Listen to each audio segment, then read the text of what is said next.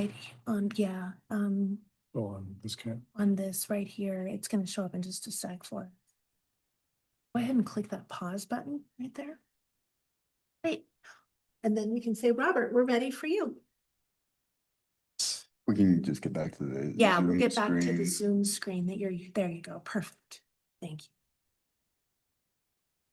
Awesome. Good afternoon. Today is Monday, October 6th. It's 6:01 p.m. My name is Robert Marshall. I am the Vice Chair of the Human Rights Commission and a member of the Disability Rights Task Force.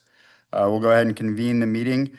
As per custom for HRC, we're going to start with a round of introductions. We'll start in the room, and then we will go to the folks that are joining us via Zoom. So I will pass it off to my right. I'm Dan. I'm an owner of Neurodiverse Inclusive Solutions. I represent the neurodiverse autism community, and I am a board member of the task force.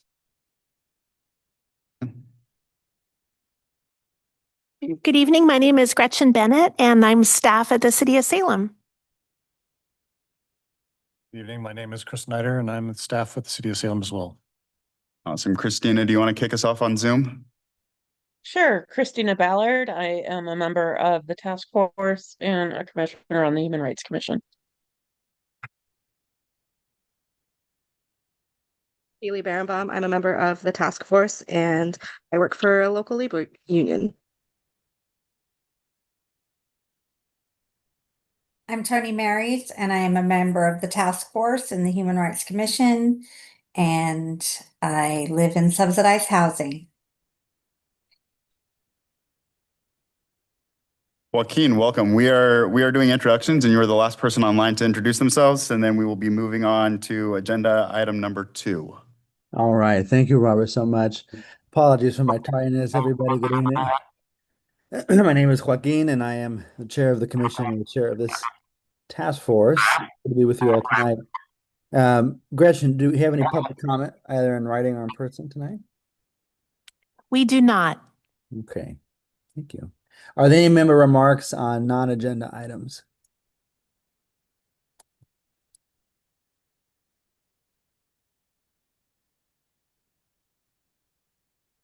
All right. Well, hearing none, is our guest here tonight, Gretchen? He is. And so Rob will make his way up to the speaking podium. Yeah, we want to invite Mr. Romanek over to the podium. He's representing our parks department here at the city. He's our parks planning manager. Here to talk to us about his role and folks who have been attending these conversations, as well as some of our recent listening sessions, know that this is a topic of enormous interest to us. So thank you, Rob, for being here tonight, and welcome. Good evening. Pleasure to be here, everyone. I have a couple slides prepared that I'm going to go through just to introduce myself and some of our work here at the city. Then I'm happy to have more of a dialogue discussion with the members tonight. Before we advance to the first slide here, I just want to please take note of the image on this first slide. Oh, Chris, could you actually go back to that slide real quick? And maybe for the members in the room, could you move the little frame of people? This is by no means a major change in our system, but this was some landscaping that we installed today at a playground replacement we're doing in Northeast Salem. And so I want to put your attention to the bench. This year we're putting in a lot of new benches with a lot of our improvement projects, and we have a new design standard we're implementing where there's a wheelchair spot next to the bench, and if you squint your eyes, look real carefully, you might notice that there's a lack of an armrest, so that there's an ability to transfer there. So that's just a kind of a small change, no big deal, but it's the kind of change that I'm happy that we're implementing this summer with all our projects, is that at least 50% of our bench seating does have this feature. So going into the next slide, Chris.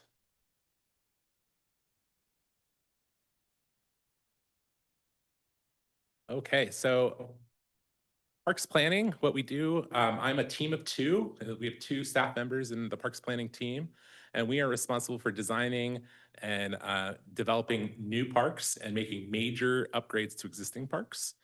So we're not or we're not intimately involved in the day-to-day operations or maintenance of our parks, but we look at kind of the bigger projects and the long-term future for the park system. The other planner and myself, we are not licensed design professionals, but we're planners rather. So what we bring is that background in urban planning. We work closely with design professionals. We hire them to support our projects. We also have them working for the city in our engineering section. So we work closely with engineering, delivering the city's improvements. And we also work closely with our park operations team to make sure whatever we're putting in the park system can be maintained and operated. We're moving forward with making accessibility a more like core principle of our design work. So to be honest with you, it hasn't been in the not so recent past. So we're catching up. We're trying to really do the right thing, is what I would say. And we're definitely increasingly becoming aware that it's not just about mobility. That's not just meeting ADA standards isn't enough. And that's why I put that little graphic there, just kind of remind my team all the time that it's more than just getting people to a facility. It's about making the facility inclusive and inviting for the whole community. And I will just say that every one of our projects, if it's a playground replacement, or if it's building a new park, it's an opportunity to advance inclusive design in our park system. So next slide there, Chris. I want to talk a little about some resources that we've recently started utilizing extensively. One is from state parks. So state Parks and Recreation Department in 2023, they published an accessibility design guideline packet, and that's immensely helpful. We're kind of borrowing it for our park system as a framework to help us think about universal design as we design and plan out our projects. So going back to that first photo on the cover slide about having wheelchair space and a transfer onto a bench, there on the right is a figure right out of that handbook. It's where it really put us onto that, hey, we got to think about seating more carefully, provide a variety of seating, and make sure that there's an opportunity to transfer. So that is, again, a small thing, but it's us implementing or utilizing this resource. And what it is, it's essentially a guidebook. It's a resource. So it starts by whatever the topic is. If it's a trail, or if it's an amphitheater, it has a section in the book. It talks about big picture. What are the design principles that you're striving for? What are things to keep in mind while you design? And then that blue bar there at the bottom, those are the required standards. That's really helpful for us. That's like what is legally required of the city, not just ADA, but also gets into, all Architecture Barrier Act standards, international building codes. It kind of goes all the things that we should be paying attention to are listed there. And then it goes below that, talks about the state park specific standards. So those are like a higher level that they strive for. And then we are increasingly trying to strive for those standards as well. Next slide, Chris. I also just want to flag something that is important to my work, but the average Oregonian probably doesn't know exists, is the state has a statewide outdoor recreation plan. This document is created by the state to guide grant programs, the delivery of funds from the state to local agencies. But it's a really interesting document because they go to lengths to survey Oregonians across the state, including here in our community, and as well as service providers, so the people actually delivering park and recreational opportunities to their community. And they collect a lot of really interesting data, and it helps us understand emerging trends in the state, and then to a certain extent we can apply them here locally. And I just have some of the takeaways from the current document that was just published last year, and it's a 5-year plan. These are specifically points that have to do with an audience they surveyed, which is Oregonians households, the member of the household having a disability. So a lot of these things, track quite frankly to what we hear in our everyday outreach from everyone. So there's a focus on investing in nearby parks and trails, reducing travel barriers. So people want to recreate close to home.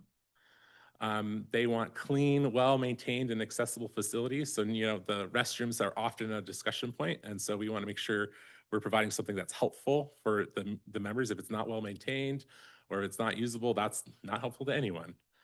Prioritize, again, restrooms, paths, and picnic areas. Those were kind of 3 facility types that have kind of come to the top as important.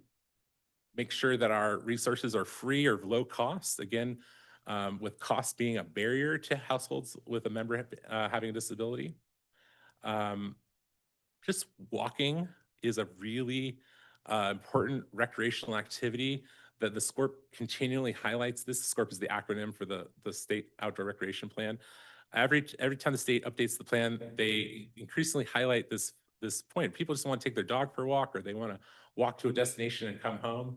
So just making sure that we have good neighborhood walking paths and amenities to support that use. And then there's the focus on inclusive community spaces, and I'm going to kind of talk about a playground we're working on. But that would be an example of a community garden or a playground where you're bringing community together. You want to make sure everyone's comfortable and they have what they need to use the facility. Something that's highlighted that I will admit that Salem struggles with is accessibility information. We are increasingly improving our website as a place where a user can find really helpful information about the park they wish to visit. But that's in progress. So we're seeing incremental improvements year by year. I would love the website to be a really fantastic tool someday, but it's not there yet. But with that, there's also maps and then actual signage we put in our parks to help people understand, provide information about what's there, what can they expect to see, so they can make their own decisions about if it's a place for their use or not. And then lastly, what SCORP highlights, and I think resonates with me, is that some of this work the city needs partners with. So to make real strides in some of these segments of improving inclusivity in our park systems, we need friends groups or nonprofits or partnerships to leverage the limited resources we have to do more. And so that's something that I always think about. And a difficult topic is how to expand that capacity in our community. And I don't have the answers to that tonight, but it's something I think about. Chris, next slide. I'm going to highlight 2 projects we're working on, and that's going to wrap up my presentation tonight. The first one is the development of a new community park in South Salem called Fairview Park. This property was purchased by the city in 2016.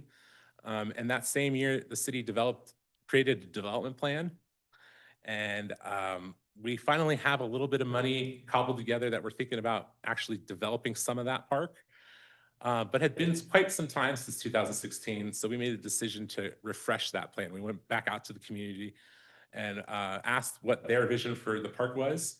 And what we heard, among other priorities, is that this park really should be a model for inclusivity and universal access. And there's a little bit of a story there that I can get into if time allows. The Fairview Park is located on a piece of what used to be the Fairview Training Center. So there's this let's learn from our past and let's interpret the past and let's like really go out of our way at this particular location to make sure that we're thinking about inclusivity. And so that's, I think, part of the rationale there that we heard from the community. So with that project, we're committed to make sure that every pathway in the park is under 5% running slope. We've designed the park so that restrooms and parking lots and other support amenities are really close to the use areas.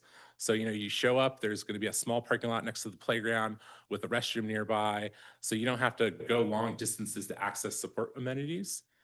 And then just in general, we're offering a range of activities, quiets things to do, high energy things to do, to hopefully attract a wide range of users to the park. We have something hopefully for everyone, depending on your age, your interests.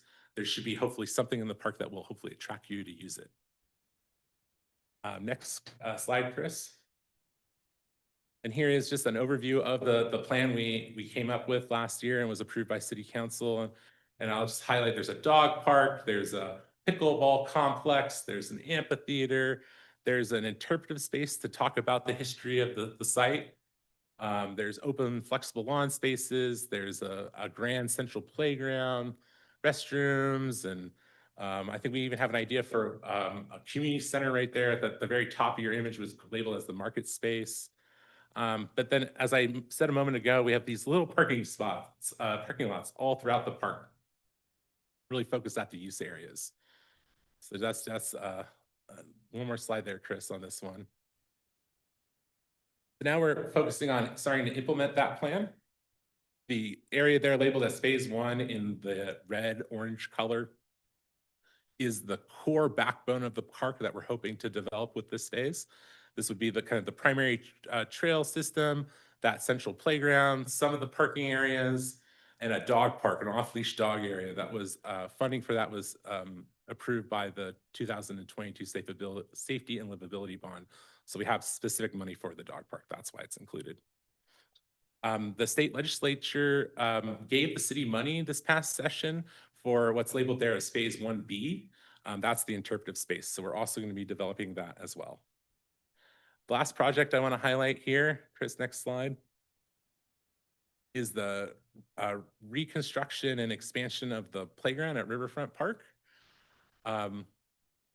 Oh, and don't mind my subheading there because that's a leftover from the previous slide. Oh, go back, Chris.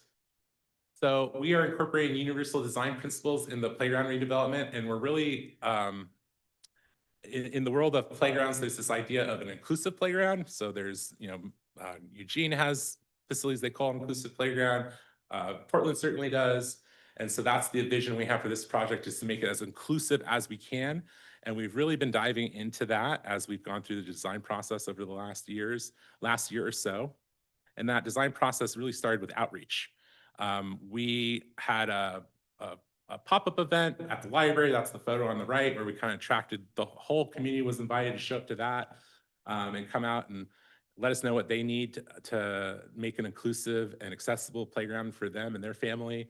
And then on the left, that's a focus group we had at our operations building, where we, the park planner and myself, we had a little list, because we get emailed from family members who say, I have a family member who can't use any playgrounds in your park system, for X reason. And so we kind of saved the list of people, and we said, well, how do you come down and you challenge us, and you challenge our design consultants? And that was a really interesting meeting. There was a lot of appreciation on both sides. But we got some really helpful, positive feedback from them specific to the design we presented to them that made some changes in the playground concept we have now. Chris, you want to go to the next slide? Almost done here.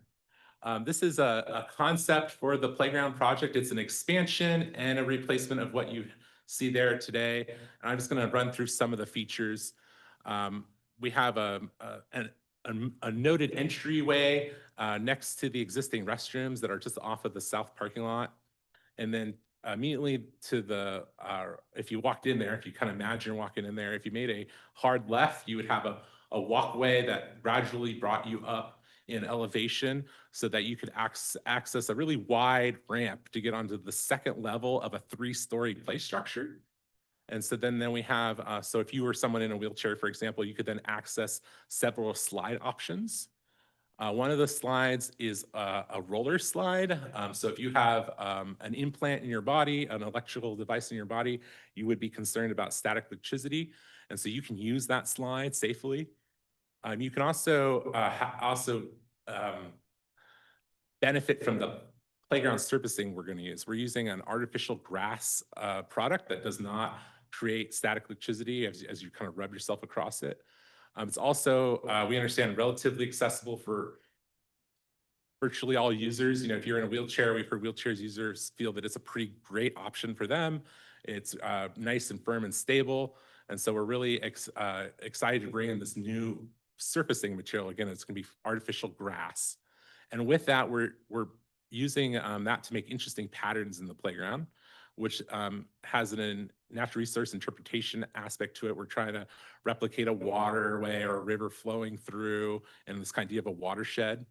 But you can see in that orange, we have a looping path. And the idea is there to orientate users to where they can go around to find new play opportunities, new things to do in the park. A couple other things just to highlight in the kind of upper portion of the concept there, we call the Eagle's Nest. And so that's like a quiet zone where you can, if you're a little overwhelmed in the activity of the playground, you can go up there and just maybe have more of a quiet play opportunity. And that's interpreting the bald eagles that are doing really well in Salem. So kind of linking it to that natural resource interpretation theme. And of course, we have play equipment there that is accessible to adults and children's. We kind of did this whole concept of like, what is intergenerational play equipment? What can we put in the park that anyone can use?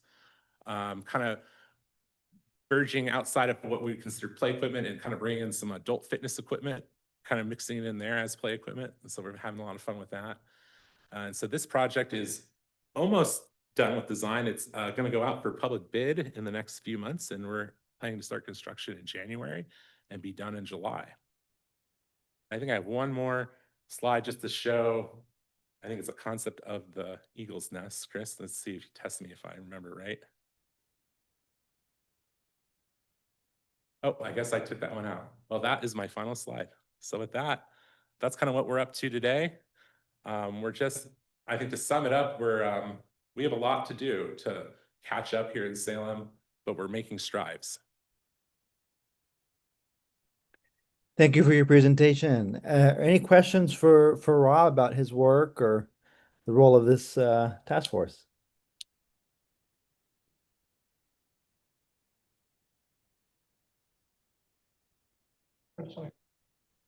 Yes, this is Dan. Go ahead. So Rob, thank you for being here. What you're gone through with the more sensory environments, truly appreciate that and the thought that goes into it. I got into the task force and got into advocating because of my own personal experiences.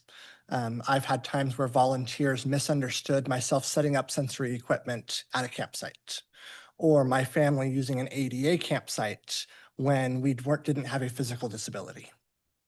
And then the volunteers had trouble understanding that to the point where I was being trespassed from a park.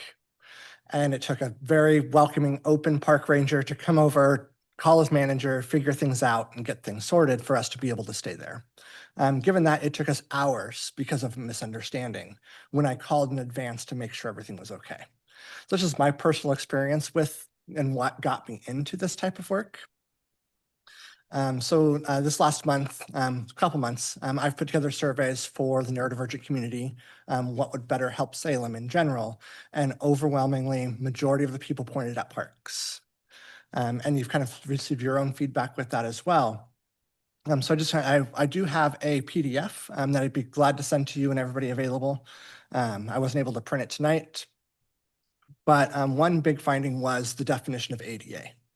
A lot of people come in saying, oh, we need ADA. But as you've kind of pointed out, a lot of that misunderstanding of what ADA actually means, when really ADA just means mobility, blind, and deaf accessible. So the park you brought up over in I want to say Lansing Park, but Livingston Park. It was Livingston Yeah. Park, correct? Yes.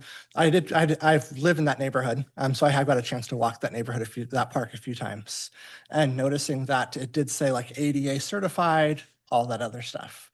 But in looking at the park, I didn't see it has a waterway nearby still, which that has not been resolved, and that is one reason why I would not bring my children to that park, even with the renovations. So things like kids that elope, or being able to chase a kid fast enough can definitely cause a hazard at a park area. I know the Riverfront Park is going to be fully enclosed. Is that correct? Okay. So going to that topic there, with the Riverfront Park, do you know if they changed the restrooms at all? There have been no recent change to the restrooms at Riverfront Park. Or is there a plan to update those restrooms? Not currently, no. Okay. No. There was intention, if the grant funds we had for this project went further enough, we were going to look at seeing what we could do to the existing south restrooms. Unfortunately, we're not going to be able to touch them. You're probably familiar that they're currently dark stone concrete restrooms. Yes, yes. And a lot of those restrooms, like you open up the park to all generations. That means that you would potentially be inviting wheelchair accessible adults or adults that are non-mobile that require assistance. Those adults are going to require a adult size changing table within a restroom. They're going to require a restroom that you can bring in a large adult size mobility chair. So that's one issue with the restrooms themselves that I got a lot of feedback on, is how do you get those people accessible to the environments? And without having an accessible bathroom, you don't have an accessible park no matter what you do. And then one other thing was, like I said, about staff training. Staff training being one of the key elements that got brought up was that a lot of staff don't even understand. And when you have to almost disclose your disability in order for someone to even have the slightest amount of empathy towards your situation. And it's not always right to, it's not a requirement to disclose, but in order to elicit understanding, it feels required to disclose.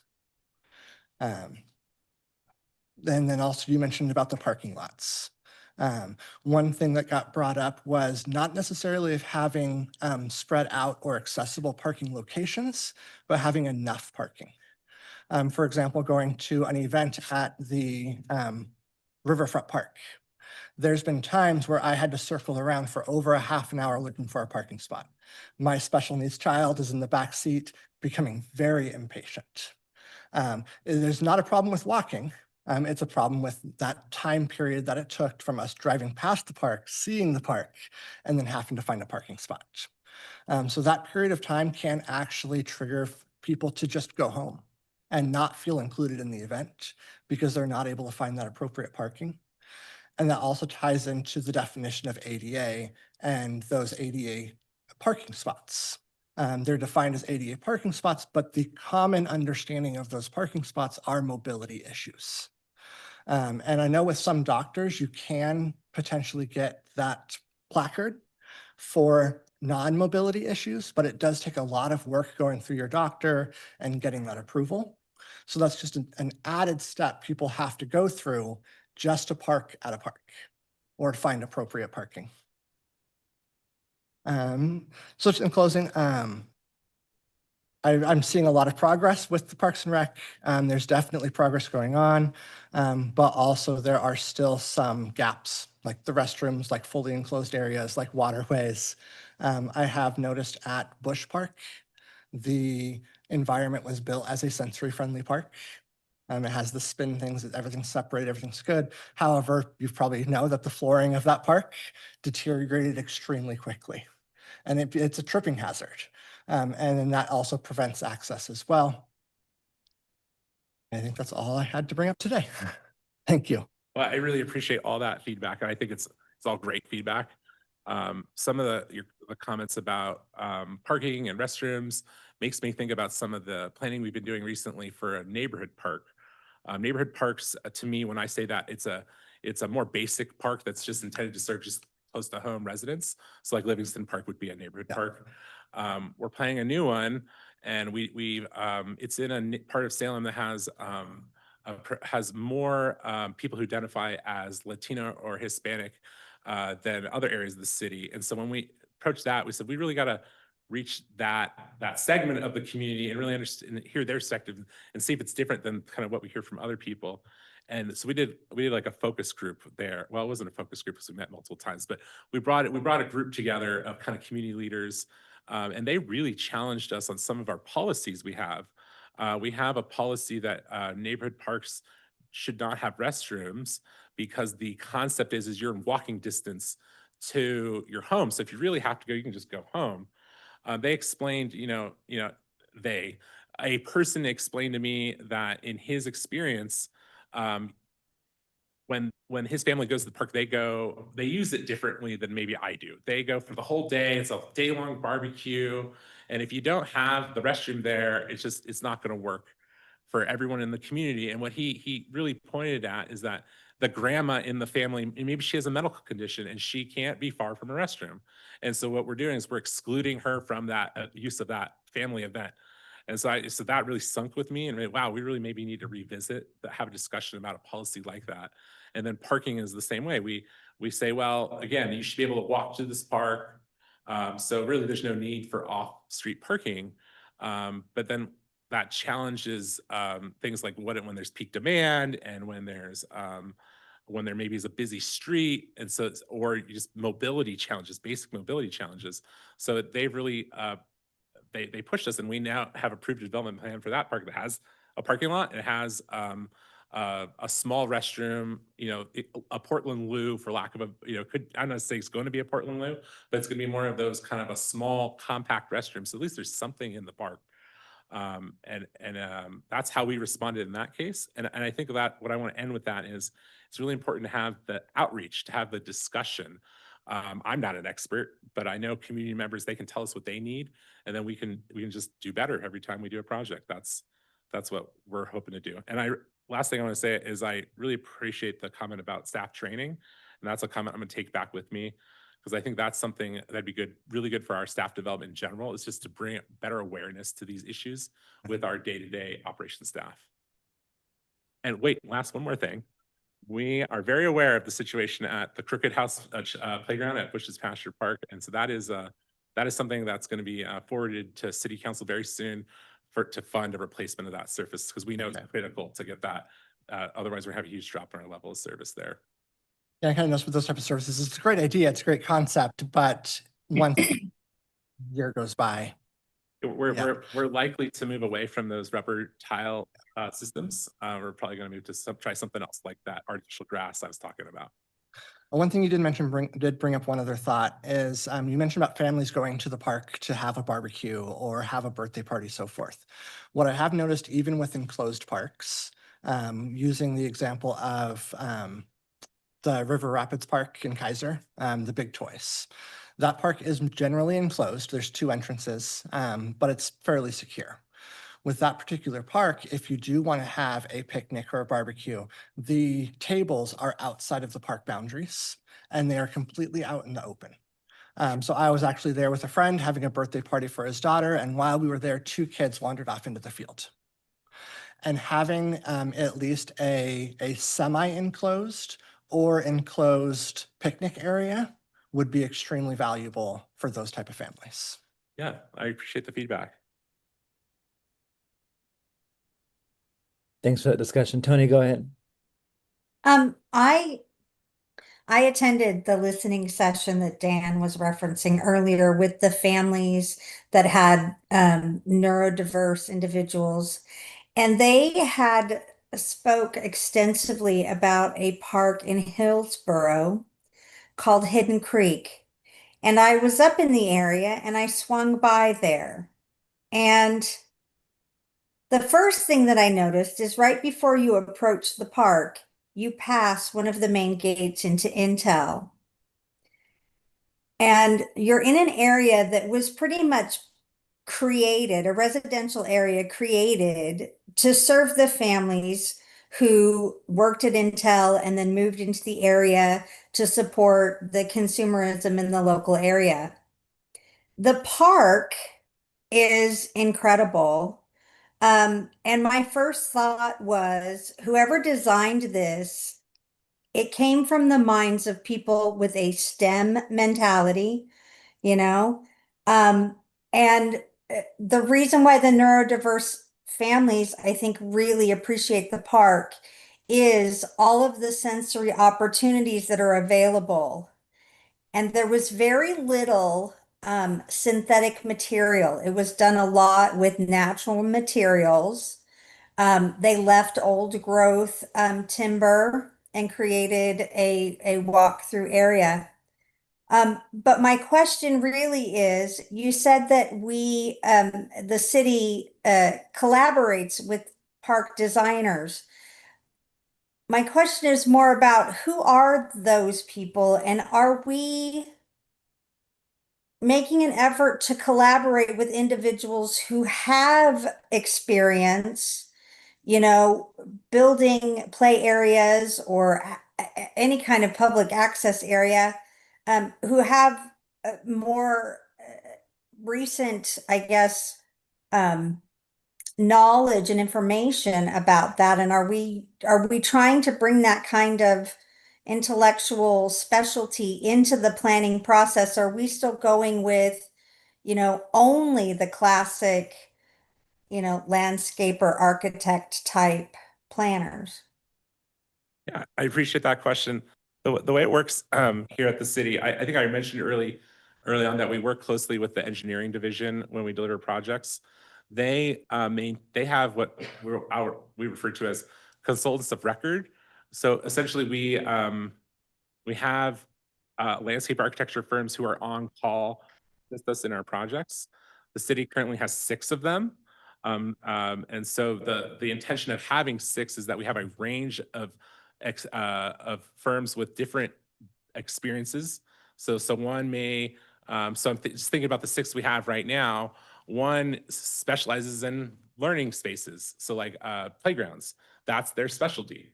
Another, they focus on the interface of sensitive natural areas and human interaction. So like bringing a group down to the water. We don't want necessarily, maybe a sensitive area where we don't want dispersed water contact recreation, but we want to provide some access. So they specialize in that. And those consultants, those contracts are for 5 years. And then every 5 years we refresh it. And so we put out a request for proposals, and then the proposal sets for certain things we're looking for. And then we score the proposals based on that. So every 5 years we have an opportunity to kind of change, refresh that group a little bit. And that's how it works. And so we have those 5, or excuse me, 6. We currently have 6. And when we have a project assignment, we either invite all 6 of them to propose if it's a really big project where they're going to get a huge amount of fee out of us, or if it's a smaller mid-sized project, we actually pick 3 that we think are kind of the closest to that project's needs, and we invite just those 3 to give us proposals. And then we evaluate those proposals, and the one who we think is best suited gets the project. So we don't just like willy-nilly pick one. There's some thought to it. Okay. I wanted to bring up something else that I noticed at that park. It looked like it had fallen by the wayside, but another thing that they did in the park is along the walking areas, they collaborated with the library, and as you walked through, there were little it told a story in vignettes, and so you could walk along, and then there was a spot, and there'd have a page from the book with the picture and the story.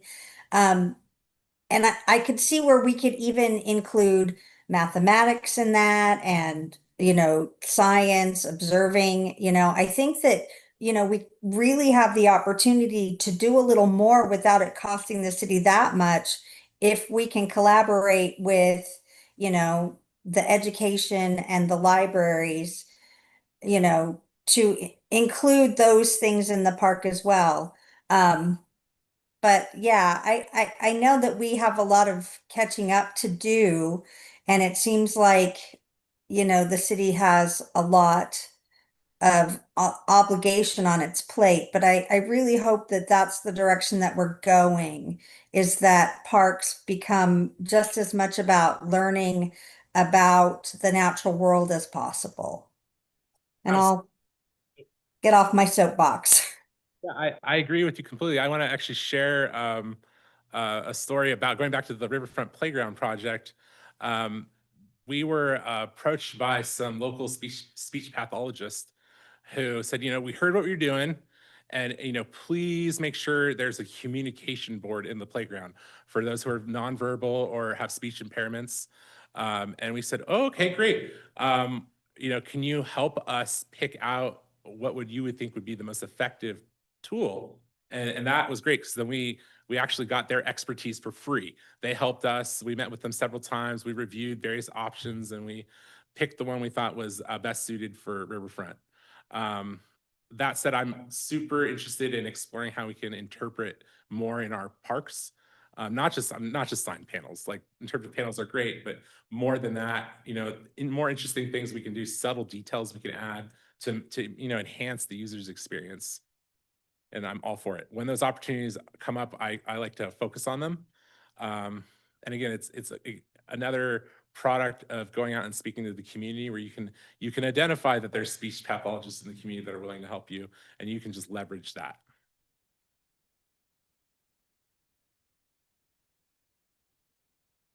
Great, thank you. Any other questions for Rob?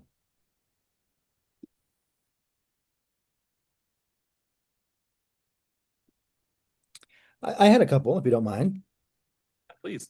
Thank you again for your presentation. Um, a couple of them are questions, a couple of them are invitations to maybe elaborate on some of the things that you had shared about.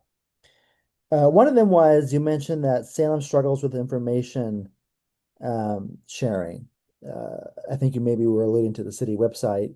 I would just love to hear, I agree with you, but I would like to hear more about what you mean by that, if possible. I think for my angle, I'll kind of keep it simple.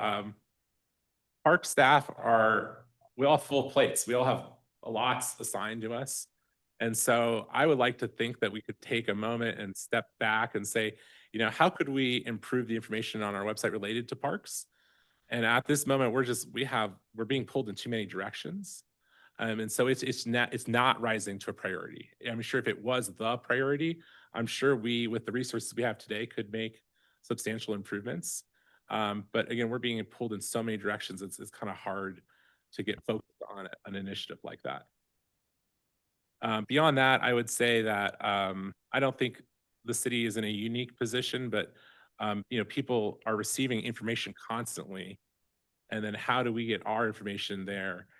Is just that's a whole challenge. We have a whole communication staff at the city that we work with. But I know we're not doing as good a job as we could. I get that sense. I'm a resident too, so I have it on both sides. I live in this community. I hear from other community members. I think we could tell our story better. Thank you for that. You talked a little bit about how projects are done. You have these, contractors of record, 5-year contracts. Help me understand a bit more about how you select projects, how you prioritize them, and how you're funded. Yeah, that's great. So the city has this, most cities do, it's of an exciting document, put you right to bed. It's called the 5-year capital improvement plan. Yeah. It's updated every year as part of the city's budget process. So that's through the CIP, the capital improvement plan, and its related process, all projects they identified a need for the project. So that's like step one. What's the need? We call that an issue. And then if we can match a funding source to the issue, we forecast it in this 5-year plan. In terms of priority, there's criteria that are set for each kind of business line. So the criteria for parks is a little bit different than transportation. But we use these criteria to score every project. And then the score is an indicator of its priority. So higher priority projects are delivered first. That's generally how it is today. I will say, that's an opportunity where I think we could do a little bit better too. And I'm excited that we're going to update our system-wide park plan here pretty soon, and that we can have some community-wide discussions about how we prioritize the use of our limited resources on the capital development side. 3 follow-ups to your answer. Thank you for your answer. First is, for these kind of reevaluations of your plan, how do you engage the community with that? And then more apropos of the original question, how has inflation impacted your construction budgets? And 2, have you found in this effort to be more accessible that is having an impact on your budget, or is it roughly the same? Yeah, great questions. So I think the first one, you remind me what was the first question? I got the other 2, but. Well, answer the other 2, because the other one was a little bit out of the way. It was how to get involved in the planning of your parks plan. But cost of projects year over year, that's absolutely happening. And what that is causing us to do is the 5-year plan I mentioned. We're seeing us like the 5th year, that the furthest out year, we're not adding new projects. We're spacing out the ones that we're already committed to, because we need to match more funding to those projects to make them work out. And then the second part of that is adding accessibility features essentially costs more, is what I heard. And I don't really think significantly adds a lot of cost, to be frank. I'm not going to say that I actually think it adds any cost. I mean, we have to think, but we're already paid to do the job. We just have to think a little harder about creative solutions. I wouldn't say it adds cost. Bless you for your answer. I just, again, for the record, it does not significantly inflate costs to be more accessible.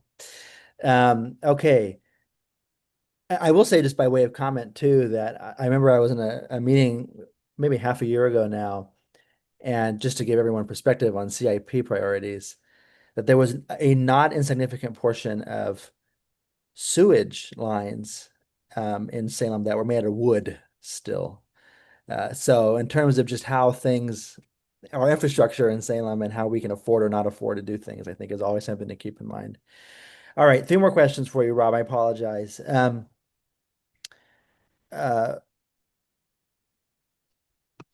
One of them is around access to parks. This is, you don't have to know the answer to this if you don't off the top of your head. I won't blame you. How many parks would you say are, obviously there are neighborhood parks which are more or less walkable, for lack of a better term, otherwise kind of conveniently accessible. What percentage of parks fall in that category? And then a second question would be, how many parks, or what percentage of the parks in our community, we have a lot of parks, a lot of acreage of parks in our community, are near bus stops? I'll go backwards. So answering how many parks are kind of near the core transit network, near bus stops, I don't have that information off the top of my head. I know when we work on a community or urban park from a planning perspective, we definitely identify at the specific project site. We think about those things. Yeah. And just real quick on that. So Gear Park is a park that's getting a ton of investment right now. And so I can tell you right there that it's located right between Center Street and State Street. It's about a half mile between each bus stop, just depends which direction you go to. And so for that project, one of the improvements we're making is we're adding, where it's a sidewalk infill on Park Avenue between the state hospital and the park, just so people don't have to walk in the street. And so we're hoping, it'd be ideal if we could get the bus to be a little closer, but in lieu of that, just making sure there's a more safe, straightforward route to walk to the park is what we're working on there. And then going back to neighborhood parks, just in rough numbers, rough order of magnitude, we have approximately 90 parks, and approximately 60 of them are neighborhood parks. And of those 60, I think approximately 40 of them are developed, and the others are in an underdeveloped or undeveloped state. So there's just not a ton of things developed there yet. So quite a lot of them. Yeah, great. My last 2 questions, and I'll stop bugging you. And I, again, just really do appreciate your time tonight. You mentioned, and you showed us in picture form, some of this outreach that you've been doing, which is of course great. Talk to me more about how, I know you're a team of 2 and that's a lot, but how do you prioritize this sort of outreach? How do you go about that? Who do you contact? Just talk to us more about that process for you and your team. Yeah, so the first thing I'll say, going back to the landscape architects, one of the things we look for in a great landscape architect is a firm that can help support us on that front. And so all the projects I talked about tonight, there's been a consultant that's supporting us in some way. With that said, I feel very strongly that city staff should own the relationships. So there's a certain limit to that. We can't have them do everything for us. And I think that's really, so what was the other part of your question? So we definitely rely on consultants for support. What was the kind of your other part of that question? The other part was, how do you determine who you go to and talk to? Yeah, so the kind of the first steps of the project, you basically make a plan for your planning process. But what you first determine, like, what information do you really need? Are you looking for? And then you think about kind of look at stakeholder groups. Be the community being a very important stakeholder group. You say, what's their opportunity to engage in this project? Is it just to keep them informed? Or are we trying to get, have a more of a, process where we're listening to them and then responding to them?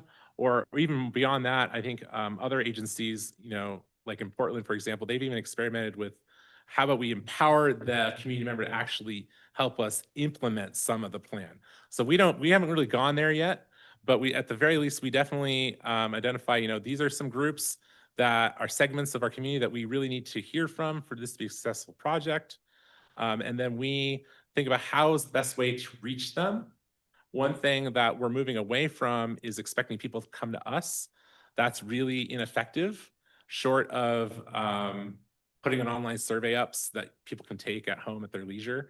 Asking people to like come to us is just not working these days. So we go to them. So if it's so, you know, going back to Fairview, we partnered with Shangri-La and we did pop-up events with them. So we had an audience already. We partnered with Willamette University and their Willamette Academy because we wanted kind of a different perspective from a younger generation. So again, we went to one of their events. And I'm rambling on, but I hope I'm answering your question. So we make a plan about who we want to talk to, and how are we going to reach them? How are we going to keep them involved in the process after we make contact with them? And we just try our best to follow that plan. And we're always trying new things. You know, pop-up groups. We had this idea with a recent project that we were going to use, quote, park ambassadors. So we were going to bring in community members, train them a little bit about what we do as park planners, and then have them go out and talk to their community and then bring back feedback they gathered. So we can, you know, infinitely spread our reach out. So we're trying new things and trying, you know, really not to rely on people coming to us in, you know, in their evenings that they're going to spend with us, talking to us about a park plan. That just seems to be going out of fashion. Thank you. And you're not rambling. I'm asking a lot of questions of you. Second to last question, and then I promise I'm done. Okay. My second last question is about rulemaking. So you talked about informally adopting things like OPRD 2023. I appreciated that transparency, shall we say. Talk to me about the rules that govern the work you do. So obviously there are state guidelines. I'm sure there are city rulemaking activities. What kind of enforcement parameters do you have? What are things that you're obligated to do other than like federal law and things like that? And what's in the law, but just help me understand more about that. Yeah, putting kind of law aside, Yeah. city has a comprehensive plan. Many of you may have heard about or remember our Salem process. Yes. That resulted in an update to our comprehensive policy document. If you go and you pull that document up online and you went down to Parks and Recreation, you'll see it sets some new goals. I think are great goals for our park system, but that's all it has. It just has these goals. But for all the other, for other like other services, it actually has policies because it's a policy document. The reason there's no policies for parks is because those policies belong in our park system plan. So it's actually a component of the city's comprehensive plan, and it hasn't been updated for some time now, and it really badly needs to be updated so that it can reflect those new goals. And so that when I said we're updating the park system plan, that's where we're gonna bring in new policies and we're gonna revisit our existing policies. And that's where the direction is. That's my guiding document for my day-to-day work are the priorities, and the recommendations and the policies set in that document. Thank you. I had to ask for the purpose of this body because, you know, it's I think of it as like the TSP for parks. Okay. The question I ask all of our presenters when they come to us from the city in particular is, and we didn't do my normal long preamble, though I think you get a sense that I'm not known for my brevity. But my little preamble is that, you know, we're advisory to the Human Rights Commission. We're a short-term body. We're meeting folks like you, talking to community experts, and we're collating these data and we're going to present them to the commission and to council. And hopefully something is out of them, etc. What sort of recommendation from this body, assuming it's adopted by the commission, by the council, would be helpful to you in your work, would make your work more simple, more accessible, more just, and better service to the public that we could help you do? Yeah, that's a great question. So I would say, going back to the playground project, the development plan for Riverfront Park doesn't talk about an inclusive playground. That's something that the park board, Salem Parks and Recreation Advisory Board, another advisory board to City Council, they kind of saw a need for that, and staff saw a need for making a more inclusive play space. I'm the one who gets the emails from the mothers who say, your playgrounds don't work for anyone. Yeah. And so I think if you could have recommendations that support that, because that's essentially a policy change we made with no guidance. We just knew it was the right thing to do. I think that would be really helpful to the extent that you agree with the evolution of what we're doing here at Parks, to say that that's good, keep doing things like that, just to make sure, again, that we're headed in the right direction, and then the City Council, the ultimate policymakers, also understand that that's the direction we're taking. And then beyond that, I would say working with partners is something I think the city has a lot of potential for. So any kind of recommendations you could make, I don't have anything ready for you tonight, but to encourage the city to seek out and develop partnerships, community partnerships for certain aspects of making parks more inclusive, I think would be really helpful. We have lots of great volunteers. We have a great volunteer program, but I'm thinking beyond just an individual coming out to help us, actually organizations that could partner with us. Thank you for that answer. All right, I'm done. Are there any other questions for Rob tonight? Well, thank you very much for sharing an hour of your evening with us. And we hopefully we'll stay in touch, and we'll share a draft of our recommendations when the time comes this winter. So thank you so much, Rob. Thank you.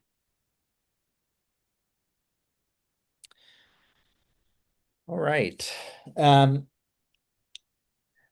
Speaking of recommendations this winter, I think we should spend the balance of our time thinking about those recommendations. We have a half an hour left together tonight. We've concluded all but one, I think, outstanding listening session with the community. The three that I've attended have been wonderful. And I would just love to maybe have a brief, if brief as possible, conversation about those meetings for those who weren't in attendance. And then think about charting a path forward with our recommendations. So yeah, let's start there. Do folks want to share about the sessions that we've had so far and what their takeaways are, things they've been thinking about?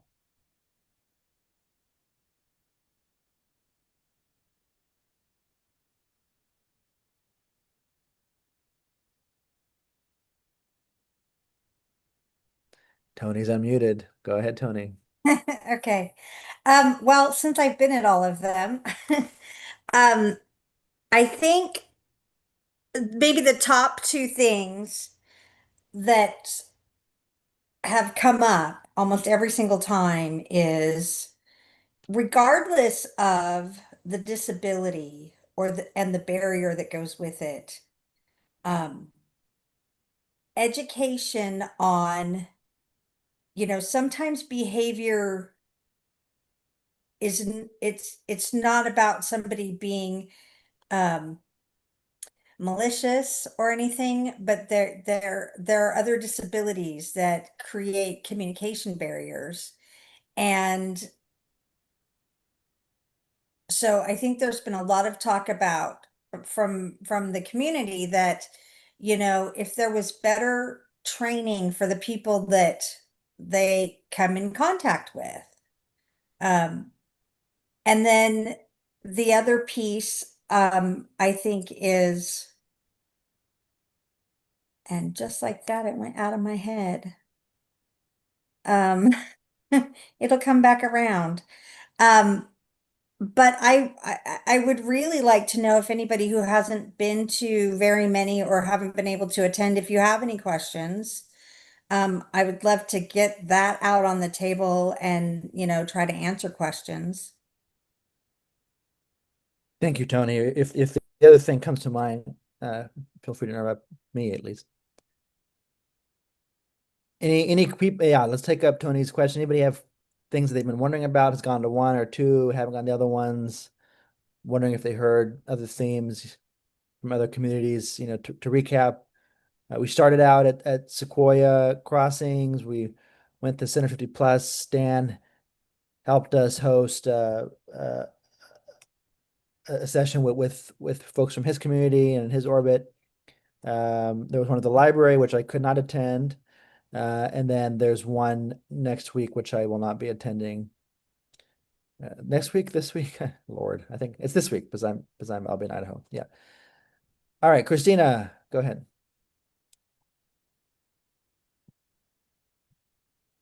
Yeah, there we go. Okay. Couple of the things that I've noticed that I found significant have been uh, they've made me think that people could use some sort of navigator to help them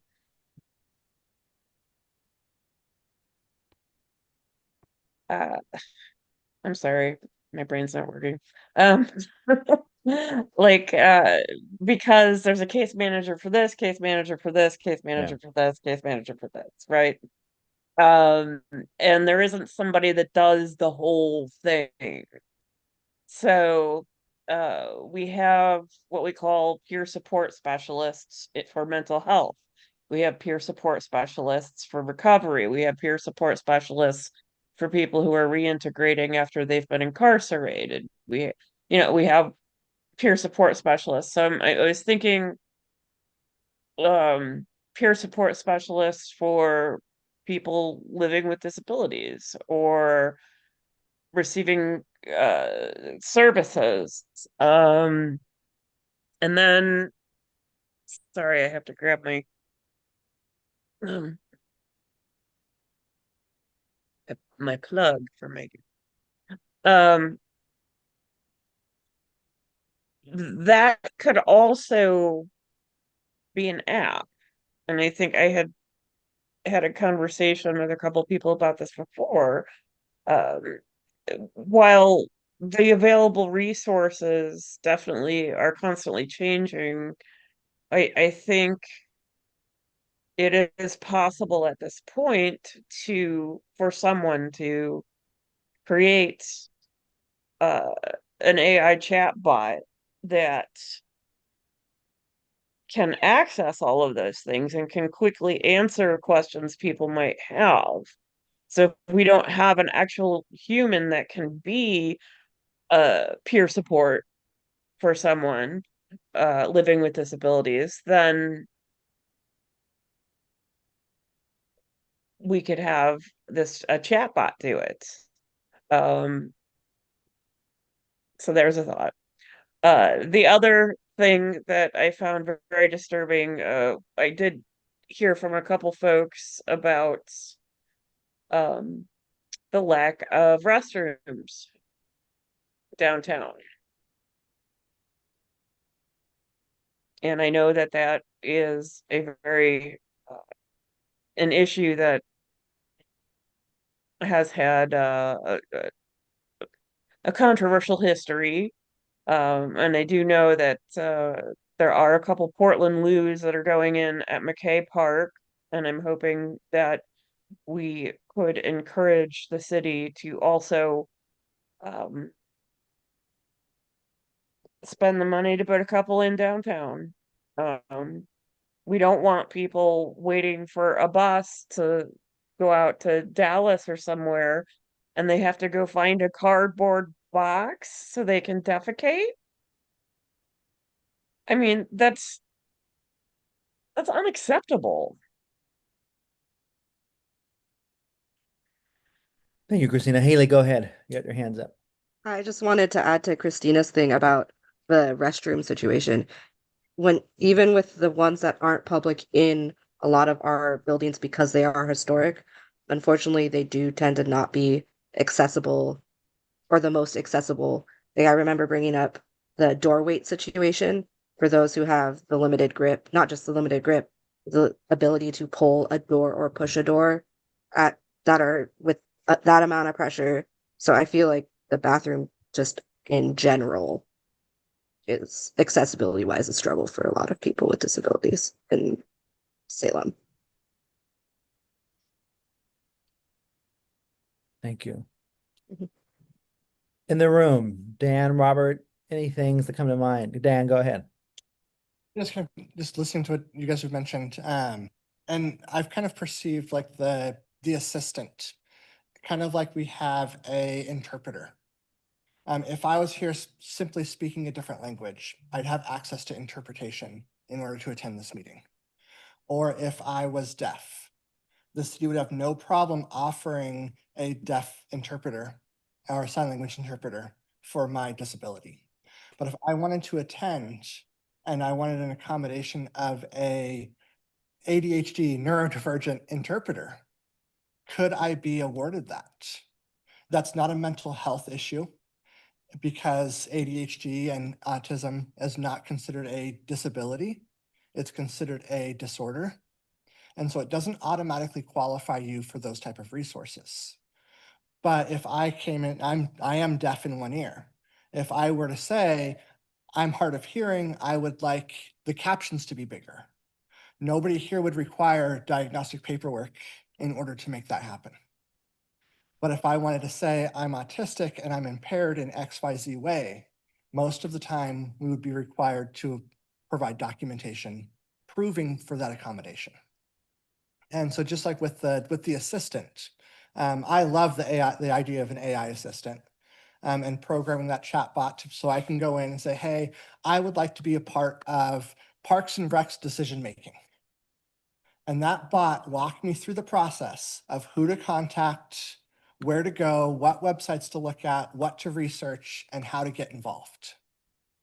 And same thing with this task force itself. If I were to go in and say, hey, I want to influence XYZ, in order to find those things, it's more word of mouth. Because I've never heard of a Parks and Rec listening session. I've never heard of anywhere I could go to make decisions with Parks and Rec or give input. As just a common citizen, we don't always know that information. So it's not accessible to the entire population. It's a word of mouth, you know if you know.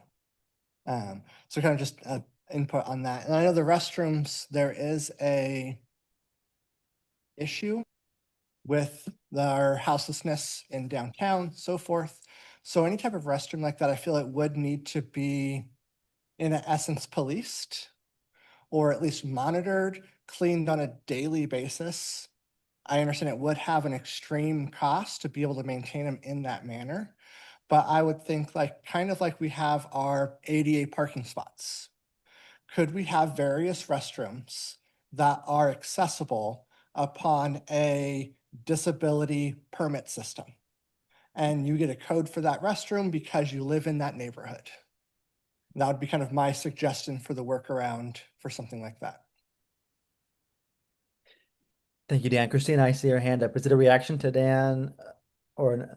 Yeah, I was wondering if maybe Gretchen could explain the Portland Loos.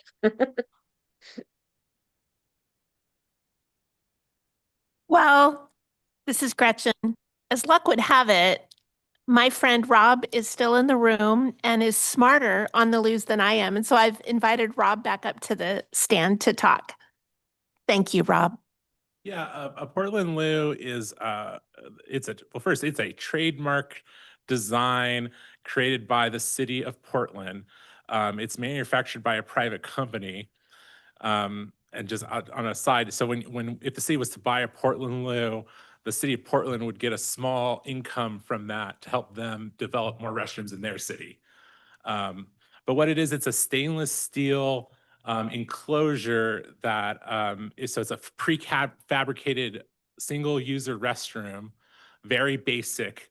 So it comes on a truck and a crane just drops it into where it's going to go, and it has utility. You need to connect it with plumbing. It's the way I would describe it. It strikes a balance between privacy for the user and public safety that comes with being able to clearly see if there's a user in the unit or not. That's what kind of special about it. Beyond that, it's just real basic. It's just what you need to, yeah, it's not super confined, but it's a relatively small stall. It has the basics of what you need. There's typically an option to get a hand washing station on the exterior of the unit, so you go outside and you can wash your hands outside of the unit. And that in a summary is what Portland Loom is all about. Could you expand more on like the different options they have? For example, the light that's to address some of the concerns that folks have about what has happened with public restrooms downtown before. The Portland Loos have the option for the special light that will prevent people from injecting drugs and that kind of stuff. Correct. You can get them with these blue lights. It's an option. And the blue lights makes it so you can't see your veins, so that deters illegal drug use. You can get sharps containers. You can get beige changing tables. You can. I think we've had some preliminary discussions with the manufacturer, just like reconfiguring it so the trash receptacle is in the maintenance chase. So that Parks doesn't like people being able to dig through the trash. Yeah, they're pretty customizable. I'm trying to think. So the sharps, the light, baby changing table. Oh, I know. Some users of Portland Loos, the cities, they require the ability to remotely lock the door. So after a certain hour in the day, people can't get in. They can get out, but they can't get in. So you can get special doorknobs that lock at a certain time automatically. There's a whole other options, but those are the ones that come to mind. Those are probably the bigger ones. My only question to add on to that is what would prevent people from sleeping in them? The only thing that would prevent someone, I would say, just my opinion, is that it's just that people would be able to see exterior that there's someone in there sleeping in there. So there's really nothing. There's not like something that comes from the ceiling and squirts water at you or anything like that. There's nothing specifically for that. I will say it's also not flammable, so it can't be burnt to the ground or can't be melted to the ground, which is a serious issue we have in our park system. So it offers a lot of vandalism resistant aspects, and it is a very basic restroom. That's what I will say. Thank you, Rob, for that background. Haley, go ahead. That's your question. Is it So a this question is actually a for Rob? question. Yeah, Okay. I saw him getting up. Rob, you should have gotten out when you had the chance. But here you are. So while we were discussing these, I did pull up some pictures because I was intrigued about them. There's a couple of things for the whole being able to see into them. As someone of short stature, I noticed the grading. I would be possibly flashing people. Is there a way where that would not be a thing? I don't know if the grades can be modified on that particular unit. I will say that there's another manufacturer in the state of Oregon who makes a similar product that I think might be something that would be more customizable to address that specific concern. Okay. Because I have that issue at a lot of rest stops as well, where the doors that they're like, oh, let's make it higher so you can fully see feet. Yeah, I am 3'9". That leaves a lot for others to see, unfortunately. And then another thing I was noticing, width-wise, would it be attainable for people in wider electric chairs to actually be able to maneuver around in these? Because that would be my biggest concern. Is I have a friend who has a larger chair just due to their disability, and it does have to go up and down. And I know maneuverability, it doesn't have the greatest turning radius. I don't have an answer to that specific. Okay. All I know it's sorry, it's just something to think of. I know it meets the basic required standards for Mhm. but I don't know how much beyond that they go. Right, and then another question for the water, for like the sinks that are outside, do they have the ability for people in wheelchairs for their legs to go under it, or would they have to be approaching at a different angle? Or can they wash their hands? Because a lot of the time I have to use hand sanitizer everywhere I go. Yeah, so we would have hand sanitizer with these units when they're installed. It's it's not, there's no sink. There's a button that you push and a jet of water comes out and it strains directly onto the ground where there's a drain. So Okay.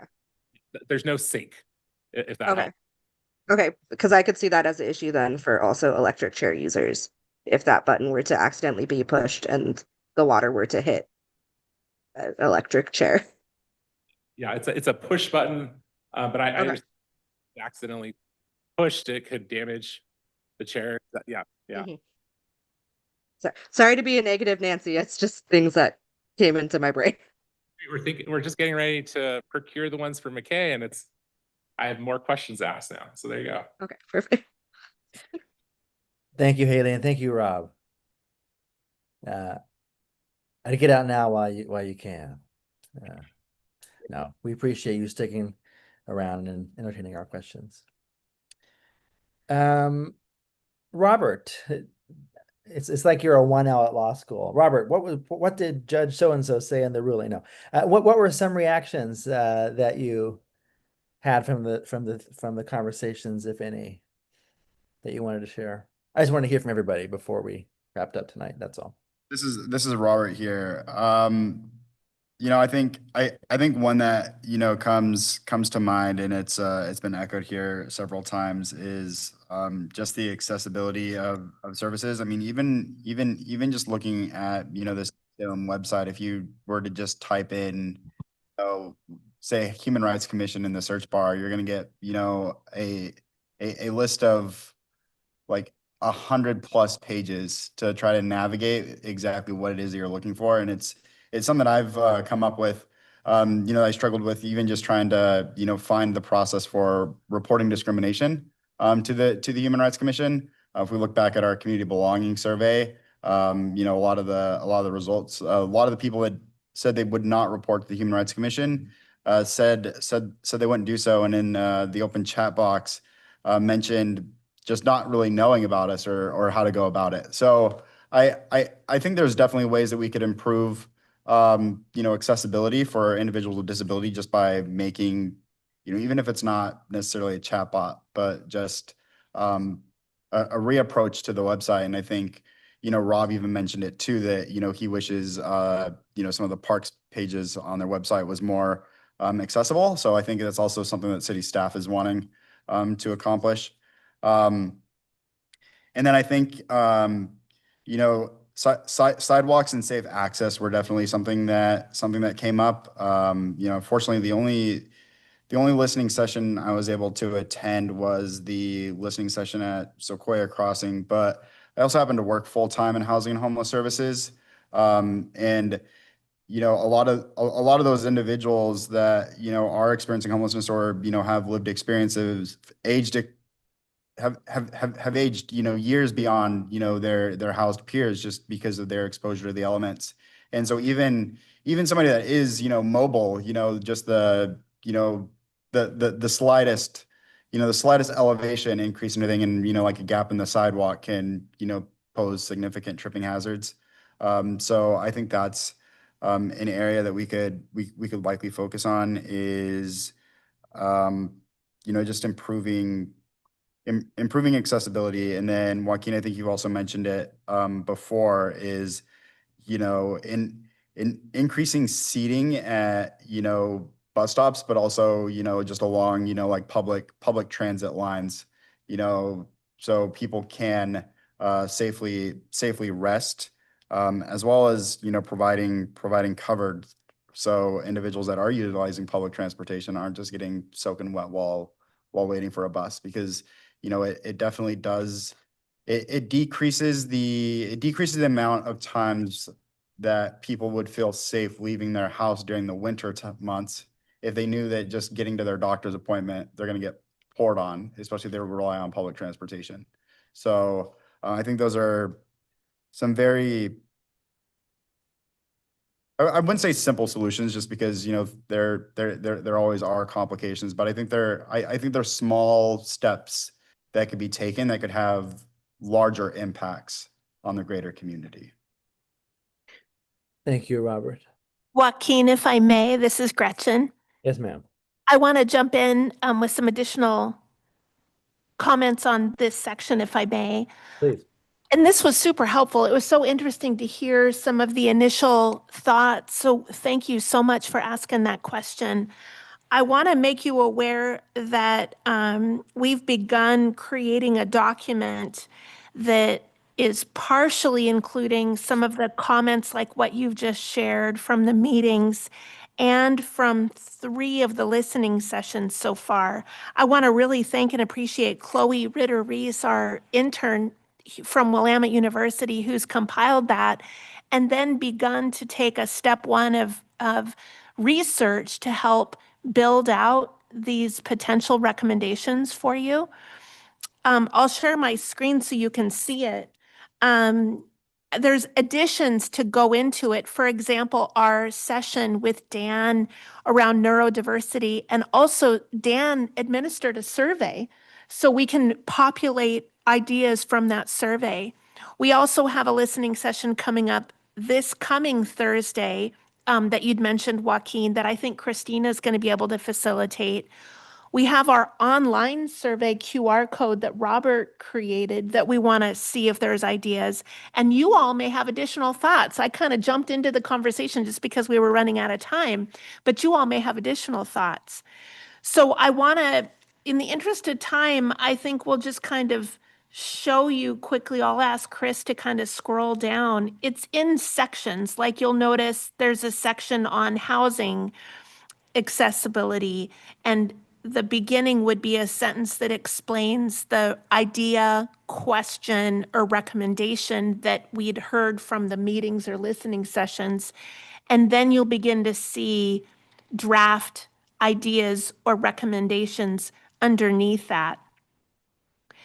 Our thought is to ask you all to do an initial sifting, like are there any that immediately come to mind in this document that you'd want to delete? We're thinking next we'd try to run at least some of these ideas through some subject matter experts who might be able to help us hone the perspectives or ideas further and understand doability a little bit, and then bring the document back in November for you. Again, just an overall reminder that you're aiming towards having recommendations to the Human Rights Commission in December. So let's see, Chris is sharing, and you can kind of see the beginning of the housing accessibility section, and there's additional sections in this document as well. Chris, I'll ask you to scroll a little bit through so folks can kind of see the variety in the document. What I think I'll do is email this out to all of you so you have a chance to look at it. I'll ask you not to begin discussing in the document because we want to keep all of your discussions accessible to the public, but you're welcome to send comments my way or give a call, and we can begin to work on getting your feedback on the initial draft. How does that sound?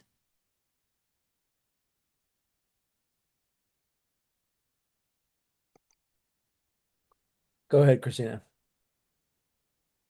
I'm looking at this, and it seems most of these things are about the physical accessibility.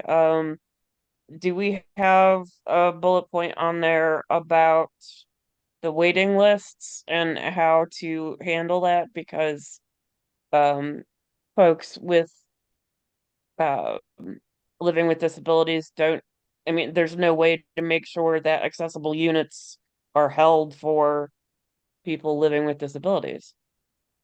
Christina, thank you for remembering that one. Yes, that item is on here. I can't remember if we've built out a possible next step yet in this document.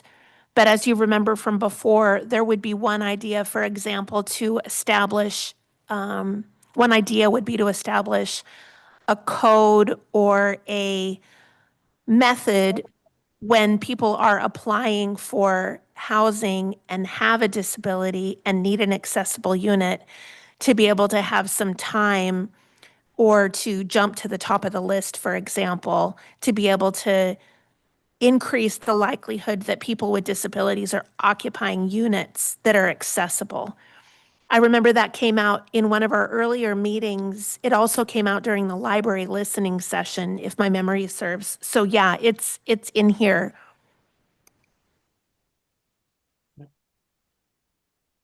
So I want to thank you, Gretchen, for bringing this document into the conversation, and for Chloe for writing it up and developing it, and looks like distilling a lot of the things that we've been considering in the last several months.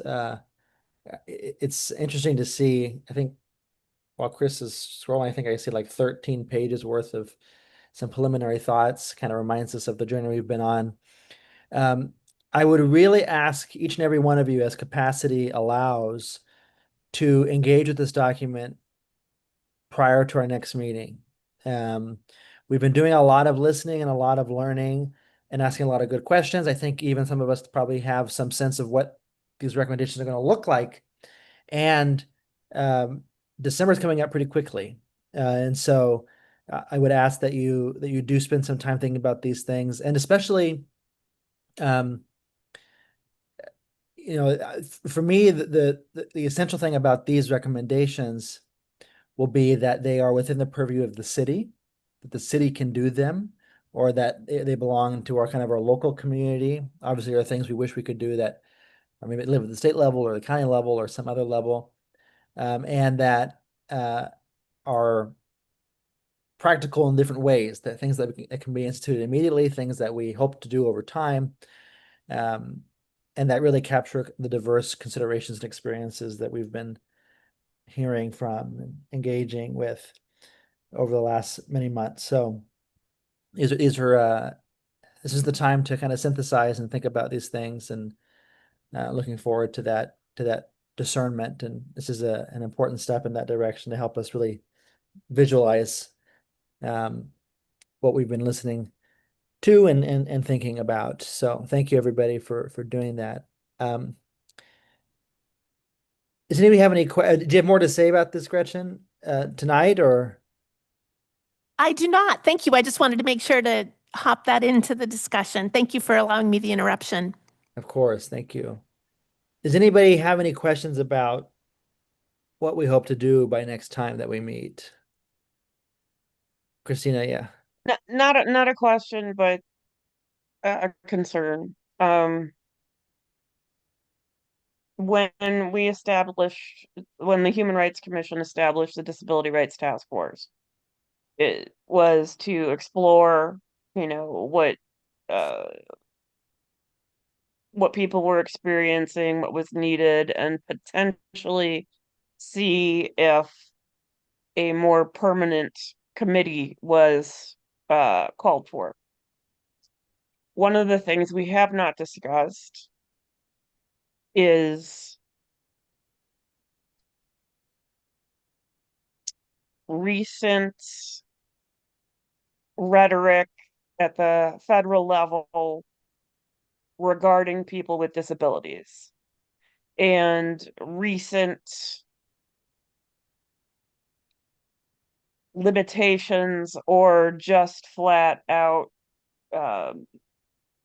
destruction of funding avenues for programs for people with disabilities.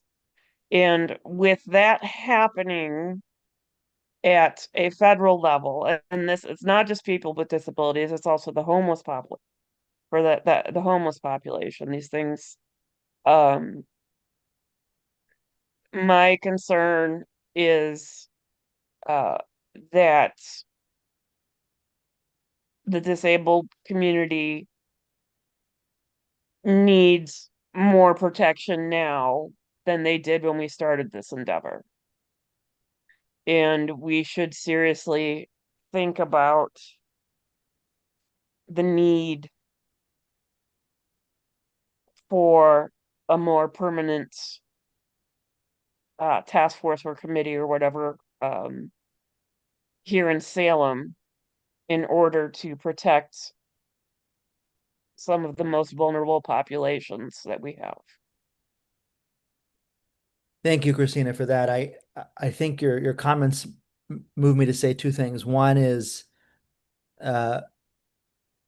these beginning principles, these ideas that are kind of coming out of these conversations that were just kind of flashed in front of you tonight are not limiting our conversations. So over the course of the month before November, during our dialogues and debates in November, we can recommend anything we want, of course, within reason, including things like a permanent body that you alluded to. So I don't want anyone to leave this conversation thinking that that's not within the realm of possibility. And maybe second, I would say the goal is December. I'm scared. I don't want to see Gretchen's reaction or Robert's reaction, but I'm willing to go to January. I mean, it's not if we can't, because November, December is a short, timeline. If at the end of November we don't see us finishing in December, we can have that conversation. But also it's a matter of respecting your time as well, since that was the expectation, right, coming into this commitment. But whether it's December or whether it's January, we're at the end of this process. But I want you to know that I don't feel hamstrung or pressure to say yes to things or to not consider things fully from a time perspective alone. Though we do want to make good of this and have it be a generative process. So that maybe doesn't exactly respond to you, Christina, but I think those are two things that come to mind from your comments, given the importance of this work and the importance of this moment. In sum, please review the document, think through it, think about what you want to share with it. Email Gretchen, email me if you feel like you feel inclined individually. We may not respond to you because we can't have these kind of offline conversations, but feel free to send those things in advance. Gretchen and I may meet. Who knows what we'll do with Chris and Robert? Perhaps. Who knows what will happen? And we'll start off with a pretty robust conversation. We're 2 minutes over, but I want to thank you for your time. Gretchen, do you have any staff updates that you wanted to say real quickly? No, but thank you. Anyone have any last member remarks that they wanted to say really quickly? Well, in that case, I do appreciate you staying a few minutes longer. I thank you for your continued engagement, especially now as we enter this recommendation phase. And please have a safe night and get home safely. And we'll see you in a month. So thank you all. Thank you.